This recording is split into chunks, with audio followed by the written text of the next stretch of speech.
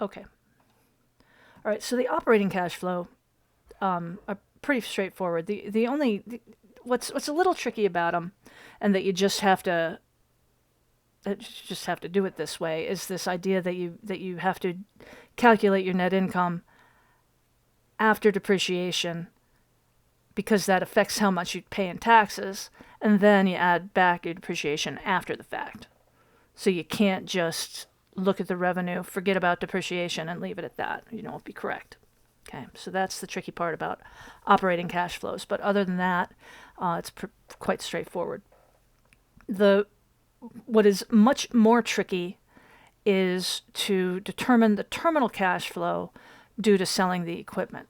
Now, we are going to sell this equipment that we bought at the beginning, this $4 million piece of equipment. We're going to sell it for $500,000 at the end of at the end of 5 years. But we're not just going to pocket $500,000, because we have to adjust that $500,000, or we have to assess whether the $500,000 is a profit or a loss to us. Because our cash flow is going to be the after-tax cash flow. And if we realize a profit on the sale of the equipment relative to its book value, then we have to, pay taxes on that profit. Figuring out the terminal cash flow due to the sale of equipment is like a multi-step process, because you have to pay taxes if you've made a profit on the sale of this equipment. And it would be considered a profit if you're selling it for more than what your book value is. So the first thing we do is calculate the book value as the purchase price minus the accumulated depreciation. Accumulated depreciation is the sum of all of these depreciation expenses that we've had over the years. And so the book value is $230,400, I believe. So it's 4 million minus the sum of all of these. So that's our book value, and our selling price is that 500,000 that we're going to get for salvage. Okay. Now, did we make a gain? Yes, we did. Right? We did make a gain. We sell the thing for 500,000, but we say that it's only worth 230, so we have to consider that to be a profit. Right? So it's a gain.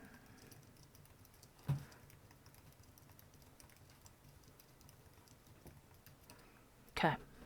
So the tax on that gain is going to be 30% of the difference. Right? So the tax is going to be 30% times, give it a parenthesis, the selling price minus the book value. Okay, so our tax on that gain, right, we made like $270,000. So we have to pay taxes on that to the tune of 30% of that. So now our after-tax cash flow is going to be the selling price of that equipment minus the taxes that we have to pay on it. So it's $419,120. I sincerely hope. Okay, so here comes our incremental cash flow for all of these years. Okay, in year 0, or now, we are going to buy that piece of equipment. And we are also, it's going to be negative though. Right, so that's a negative there. And we are also going to have to buy $600,000 worth of additional inventory or whatever in the first, now period. Right? And so our incremental cash flow now is going to be Negative 4.6 million for me.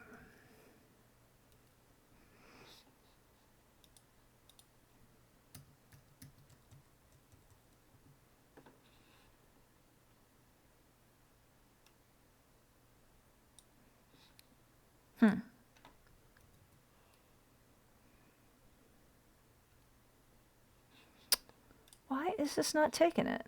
4,600,000 negative. Click the icon to see the work solution. Oh. Haha. You know, I had this 600,000 in my head from when I was working on this yesterday, but they gave me a different number this time, so it was 4 or 5 million. See, 90% of the time for me, when I get something wrong, it's a data entry error, which again is why Excel is such a beautiful thing. 4 or 5, I think. Is that too many? 450,000. I need one more. There we go. Okay, there it is.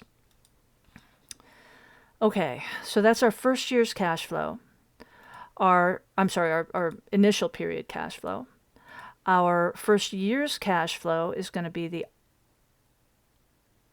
operating cash flow. We can just take those out all the way to year 5, and then in year 5, we have our after-tax cash flow from the salvage. So that's 419,120. Okay. So I hope that these are going to be right. Let's just see. The incremental cash flow in year 1 is 716,000. And in year 2, it's 972.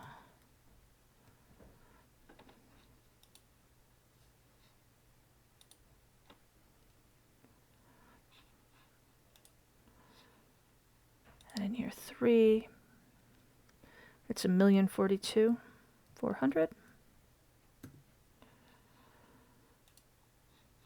This is getting tedious. And in year 4, it's 1,174,240.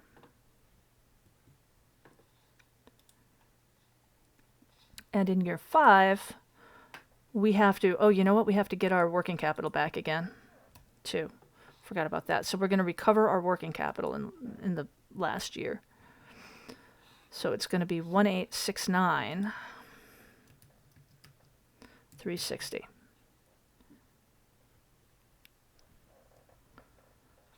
And that is that. All right, so recovering your working capital, what that means is that, you know, at the beginning of doing this project, we had to buy a whole bunch of inventory or some working capital type item, probably inventory, possibly like overhead type items. And then at the end of time, we basically are going to run that stock down and regain the working capital that we had initially invested. So, what is the IRR of the project? So again, this is once you get your cash flows, as I was ranting and raving about the other day, getting the cash flows is the hard part.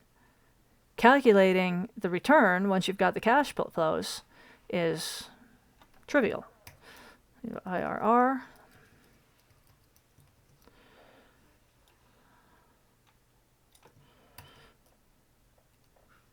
%7.7% for me, which is not all that great.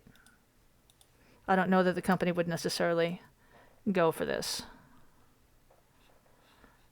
So that's how you do a capital budgeting setup. I'm going to stop this recording